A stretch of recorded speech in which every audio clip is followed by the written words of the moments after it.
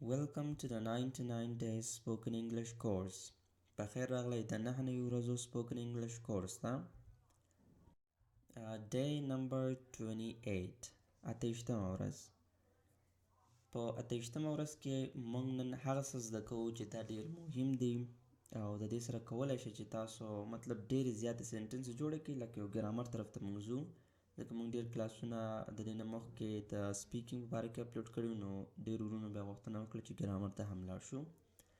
نو که چېرته د دې مخکیني کلاسونه کتل غواړئ یا کوم را روان کلاسونه چې دي هغه تاسو ته زموږ په یوټیوب کې میلاویږي، زموږ یوټیوب ته ضرور سبسکرایب کړئ. هلته چې دی موږ روزانه د دې چې کوم کلاس را روان یا کم تیر شوي د هغه ټول هلته موجود دي، نو د هغې ځینې کولی شئ چې تاسو ټول وګورئ. نن درس کې چې دی موږ زده کوو should and ought to دا جی ایچ په دې کې سایلنټ دی. نو should and ought to دا څه شی دی، څنګه استعمالي ګورئ. که زه چېرته وایم چې what are should and ought to، مطلب should او ought to څه شی دی، دا څه ته ویل کېږي. ګوره ډیفینیشن یې داسې دی: should is used to give advice, suggestions or opinion about what is right or best to do.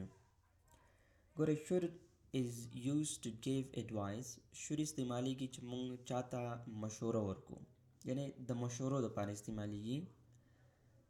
suggestion or opinion about what is right or best to do یا سپارښتنې دپاره استعمالیږي یا د ښه کار څرګندولو لپاره کاریږي.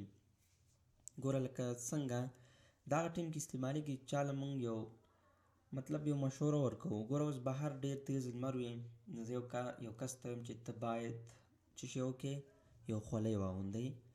دلته د should او ought to معنا چې د اصل کې دا راځي should یا ought to، باید یا تا ته پکار دی چې.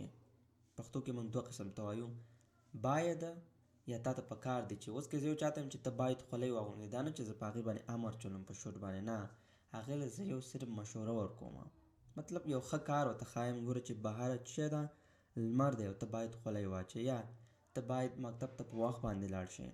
دا مطلب نه چې زه په هغې باندې امر چلوم، خو زه هغې ته صرف خبره کوم، مطلب یو مشوره ورکوم، یو ښه خبره ورته کوم چې دا ستا دپاره څه دی، رایټ دی یا ښه دی چې داسې وکړې. نو ought to has the almost the same meaning as should. دا هم تقریبا د should معنا لري، یعنی یو معنا ده چې همدغه ته استعمالیږي. but it sounds a bit stronger or more formal. خو دا چې دی لږ قوي شانتې دی، مطلب لږ جدي دی او د هغې نه چې دی په رسمي بڼه کې کارول کېږي، رسمي بڼه کې. صحیح ده؟ نو مطلب د هغې نه لږ دغه دی، جدي دی، یعنی لږ پې دغه راځي، خو نور دواړه یو معنا ده. دلته اوس چې کوم استعمالو موږ د دې دواړو یو معنا کوو، ځکه دا الماس یعنې تقریبا یو شی دی. نو د ټولو نه مخکې موږ راځو، دلته موږ زده کوو پازیټیو مثبتې جملو ته ویل کېږي. دا به څنګه جوړوو؟ ګورئ که تاسو دلته چېرته وګورئ د دې دواړو موږ یوه معنا لیکلې ده. ګوره you should study every day، یعنې تا ته پکار دی چې هره ورځ درس ووایې، یا ته باید هره ورځ درس ووایې. پښتو معنا ته خیر لږ توجه مه کوئ، زه چې کومه وایم هغه زده کړئ. صحیح ده؟ نو د دې جوړولو طریقه هم دا ده چې مطلب په اول کې به سبجیکټ لګوئ او should په همیشتن یا ought دا په دویم ځای کې راځي، یعنې د سبجیکټ نه بعد راځي. بیا به اولنی حالت د ورب لګوئ، په آخر کې به ابجیکټ وي. لکه you should، ته باید یا تا ته پکار دی چې study every day، هره ورځ درس ووایې. is the same meaning یو شی دی لکه you ought to study every day. تا ته پکار دی یا ته باید یا دا لازمه ده چې ته هره ورځ څه وکړې، درس ووایې، یعنې یو معنا شوله. you should ته باید یا تا ته پکار دی چې، کله چې موږ دا دوه خبرې کوو. he should eat healthy food. he should هغه ته پکار دی یا هغه باید eat وخوري، څه شی وخوري، healthy food، مطلب صحتمند خواړه وخوري. او دا هم یو شی دی he ought to eat healthy food، هغه ته لازم دی یا هغه ته پکار دی یا هغه باید څه وکړي، مطلب healthy food وخوري چې کوم healthy یعنی صحتمند خواړه دي هغه دې وخوري خو دلته معنا د should او ought to یو شی ده same to same ده یا بل ته زه راځم they should help the poor they should help the poor مطلب هغوی باید غریبانو سره څه وکړي مرسته وکړي they should هغوی باید یا هغوی ته پکار دی چې څه شی وکړي help the poor مطلب غریبو سره مرسته وکړي یا they ought to help the poor هغوی ته پکار دی چې غریبو سره مرسته وکړي should او ought to یو معنا شوله we should respect our parents مونږ باید د خپل مور او پلار درناوی وکړو we should مونږ باید یا مونږ ته پکار دی چې respect عزت وکړو درناوی وکړو د چا وکړو our parents د خپل مور او پلار او دا هم یو شی دی چې we ought to respect our parents مونږ ته لازم دی یا مونږ ته پکار دی مونږ باید د خپل مور او پلار درناوی وکړو دغه صرف فرق خو should او ought to یعنی یو معنا لري خو دلته به تاسو صرف positive sentences زده کړل چې positive داسې جوړیږي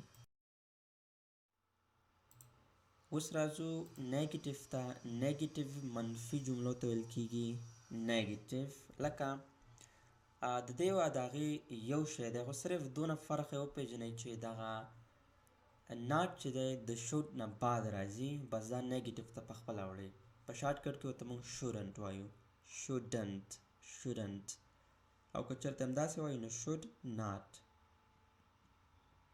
او د دې لاندې ته فرق دی چې د ought to په منځ کې not راځي ought not to به وایي یعنی ought to not به نه وایي سمه ده دې ته مو فهم وي او هغه خو اسان دی ځکه د should نه بعد صرف not راځي لکه you shouldn't یا you should not waste time ته باید وخت ضایع نه کړې تا ته پکار دی چې ته وخت ضایع نه کړې you should not تا ته پکار نه دی یا ته باید نه څه وکړې waste time وخت ضایع کړې او د دې هم یو معنا ده you ought not to waste time تا ته لازم نه دی چې ته وخت ضایع کړې یا تا ته پکار نه دی چې ته وخت ضایع کړې ته باید وخت ضایع نه کړې you ought not to waste time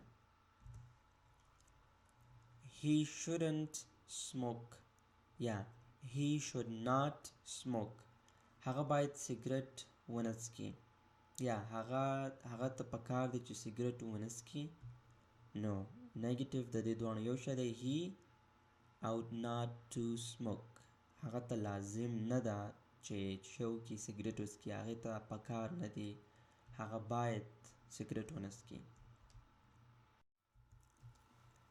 they shouldn't fight هغوی باید جګړه ونه کړي they ought not to fight هغوی ته پکار دی چې جګړه ونه کړي we should not یا we shouldn't be rude مونږ باید بیادبه نه اوسیږو یعنی نه شو بیادبه یا مونږ ته پکار نه دی چې مونږ بیادبه شو we ought not to be rude مونږ ته لازم نه دی چې مونږ بیادبه شو په لاست کې مونږ راځو interrogative سوالیه جملې چې پای کې مونږ پوښتنې کوو پای کې سمپل یو کار وکړئ دا should او ought to دا سر ته راځي خو دا ought to په منځ کې مونږ به سبجیکټ لیکو خو دا should چې دا بیخي سر ته راځي لکه should به سر ته کې او سبجیکټ به بیا کې او په ought کې به چې وکړې ought به دې طرف ته کې بیا به I بیا به to ولیکې چې دلته کوم سبجیکټ وي هغه به ولیکې د هغې نه بعد به to ولیکې لکه should I study now آیا زه باید اوس درس ووایم should I study now یا ought I to study now آیا ما ته پکار دی چې زه اوس درس ووایم آیا ما ته دا لازم دی چې زه درس ووایم should he eat less junk food آیا هغه باید کم جنک فود وخوري جنک فود مطلب بازاري خوراک ought he to eat less junk food آیا هغه ته لازم دی آیا هغې ته پکار دی یا آیا هغه باید جنک فود کم وخوري should they help her آیا هغوی باید هغې سره مرسته وکړي ought they to help her آیا هغوی ته لازم دی چې هغې سره مرسته وکړي should we go now آیا موږ باید اوس لاړ شو. ought we to go now. آیا موږ ته لازم دي چې اوس لاړ شو. آیا موږ ته پکار دي چې اوس لاړ شو. نو انشاءالله چې په درس باندې پوه شوي ځکه ډېر یو اسانه درس دی چې کله هم ته وایي بس you should they should I should استعمالوه. بیا که نیګیټیو دی ویلی د should نه بعد یو not لګوه. I should not we should not او دا سیم دواړه یو شی دي. او که بیا د کوېشن جوړولو نو should بیا سر ته راوړه په خپله ترې سوالیه جوړېږي. دې کې نه دونه سخت څه نشته. په لاسته برخه کې موږ راځو.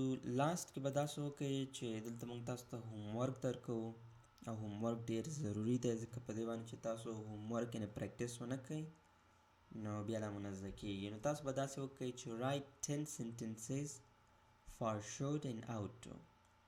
تاسو به 10 سنټنسې د should او ought to په باره کې ولیکئ. لکه 15 په should کې ولیکئ، 15 په ought to کې. چې کله مو دا ولیکلی then change them into negative. بیا همدغه سنټنسې چې کوم ولیکلي دا به نیګیټیو ته واړوئ ان انټراګیټیو او بیرته سوالیه ته واړوئ. نو دې سنټنسې به شي چې ګورئ 10 مو کله ولیکلی هغه بیا همغه سنټنسې بیا نیګیټیو ته واړوئ انټراګیټیو ته. دا به ستاسو هوم ورک شي.